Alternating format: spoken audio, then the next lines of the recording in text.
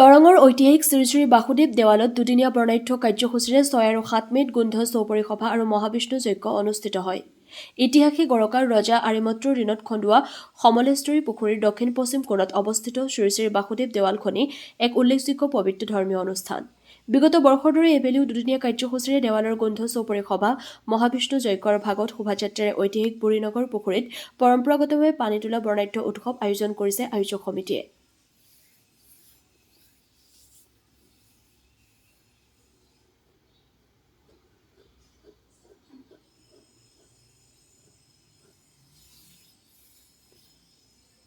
নামখলৰ পৰা চিন্তু কলিতাৰ report, AIN live.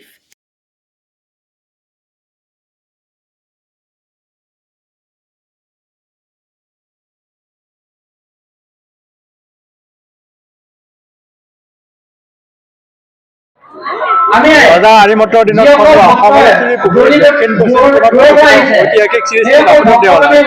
এই দেৱালয়খনি আজি প্ৰায় 11 শতিকাতে স্থাপিত হোৱা বুলি আমাৰ যি তামৰ ফলি উদ্ধাৰ হৈছে, সেই তামৰ ফলি লিপিমতে প্ৰায় 1100 ঠাৱৰ কৰিব পাৰি। তেতিয়াৰ পৰা এই বাসুদেৱ দেৱালয় এই অঞ্চলৰ ৰাইজে বহাগৰ 22 আৰু 23 বহাগত দুদিনীয়া কাৰ্যসূচীৰে দুদিনীয়া বৰ্ণাঢ্য কাৰ্যসূচীৰে গুঞ্জপুৰী সভা, মহাবিষ্ণু যজ্ঞ আৰু ভাগৱত শোভাযাত্ৰাৰে ঐতিহাসিক বুঢ়ীনগৰ পুখুৰীত পানী তোলা কাৰ্যসূচী ৰূপায়ণ কৰা হয়। পানী তোলা কাৰ্যসূচী ৰূপায়ণ কৰি সেই পানীৰে বিগ্ৰহ ধোৱা হয়। বিগ্ৰহ ধোৱাৰ পিছত মহাবিষ্ণু যজ্ঞ আৰম্ভ হয়। এই মহাবিষ্ণু যজ্ঞত 1008টা আহুতিৰে পূৰ্ণাহুতি দিয়া হয় আৰু সমগ্ৰ অসমৰ বিভিন্ন জিলাৰ পৰা ভক্তবান ৰাইজ আহি এই দেৱালয়ত উপস্থিত হৈ যোৱাকালি ভোটা প্ৰজ্বলন কৰিছে আৰু আজি মহাবিষ্ণু যজ্ঞত তেওঁলোকে শৰাই আগবঢ়াইছে। আৰু তেওঁলোকৰ যদি কিবা মনোকামনা থাকে তেনেহ'লে ইয়াত উপস্থিত হৈ তেওঁলোকে শৰাই বা তেনেকুৱা পূজা অৰ্চনা কৰিলে তেওঁলোকৰ মনোকামনা পূৰ্ণ হয় বুলি লোকবিশ্বাস আছে। আৰু এইটো কথাও জনাওঁ যে আপোনালোকৰ চেনেলৰ যোগেদি আমাৰ চৰকাৰৰ দৃষ্টিগোচৰ কৰিব বিচাৰিছোঁ যাতে এইখন দেৱালয়, ঐতিহাসিক শ্ৰী শ্ৰী বাসুদেৱ দেৱালয় এখনি পৰ্যটন ক্ষেত্ৰ হিচাপে গঢ় ল'ব পাৰে, তাৰ কাৰণে আপোনালোকৰ চেনেলৰ যোগেদি চৰকাৰক অনুৰোধ জনাইছোঁ। আৰু যিসকল সদায় ভক্তমান ৰাইজ এতিয়াও এই দেৱালয়খনলৈ অহা নাই, আপোনালোকৰ চেনেলৰ যোগেদি তেওঁলোককো এই দেৱালয়ত উপস্থিত হৈ তেওঁলোকৰ যি মনোকামনা আছে সেইটো যাতে পূৰ্ণ হয়, তাৰ কাৰণে ইয়ালৈ আহি পূজা অৰ্চনা বা শৰাই ভাগ আগবঢ়াবৰ কাৰণে অনুৰোধ জনাইছোঁ।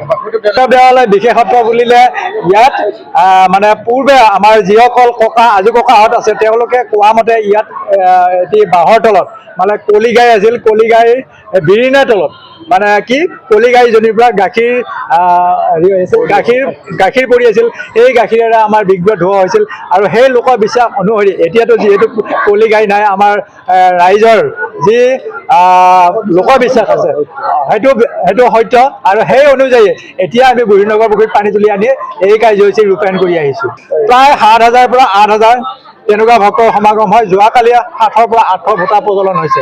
গতিকে যিসকল ভক্তমান ৰাইজ এতিয়াও এই দেৱালয়লৈ অহা নাই, আপোনালোকৰ যোগেদি দেৱালয়লৈ আহক, তাৰ কাৰণে অনুৰোধ জনাইছোঁ। পুৰণি প্ৰায় 1100 শতিকাতে এই মন্দিৰটো বা এই গাঁওখন প্ৰতিষ্ঠা হৈছিল। ইয়াৰ প্ৰমাণ আজিৰ পৰা প্ৰায় 5 বছৰ আগতে পোৱা তামৰ ফলিত সম্পূৰ্ণ স্পষ্টভাৱে উল্লেখ আছে যে এই মন্দিৰটো প্ৰায় 1100 শতিকাতে প্ৰতিষ্ঠা হৈছিল। প্ৰায় এতিয়া বৰ্তমান 1000 বছৰ পাৰ হৈ গৈছে।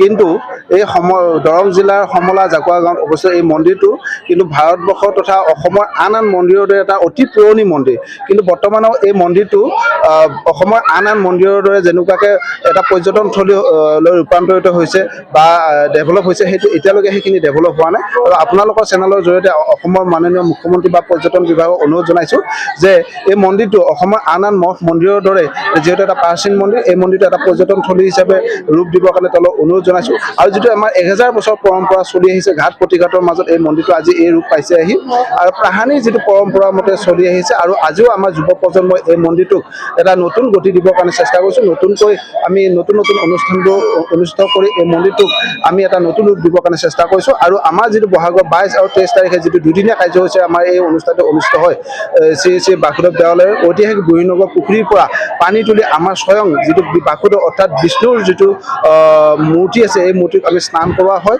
আজি যোৱাকালি প্ৰায় 700 ভোটা প্ৰজ্বলন হৈছে। যোৱাকালি ৰাতি প্ৰায় ৩-৪ হাজাৰ মানুহ সমাগম হৈছে।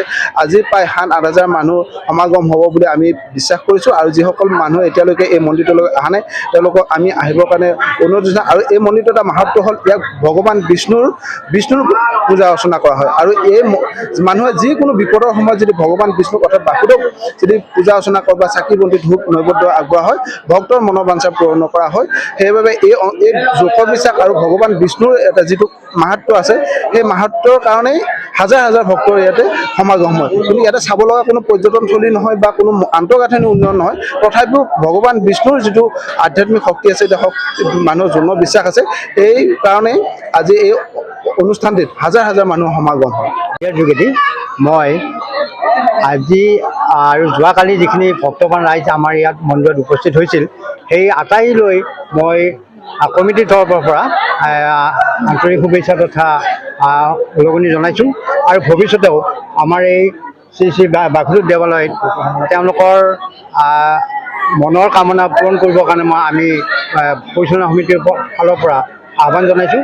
এই মন্দিৰটো হৈছে দৰং জিলাৰ চাকুৱাপাৰা আৰু সমলা গাঁৱত অৱস্থিত। মোটামুটি ইতিমধ্যে আমাৰ আগৰ দুজনে কৈছে, মই তাৰ বিষয়ে নকওঁ। এইটো এটা জাগ্ৰত মূৰ্তি, গতিকে আপোনালোক আহক আৰু আটাইলৈ শুভকামনা যাচি মোৰ ক'বলগীয়াখিনি সামৰিছোঁ। যিকোনো খবৰ আৰু বিজ্ঞাপনৰ বাবে যোগাযোগ কৰক 7896121996।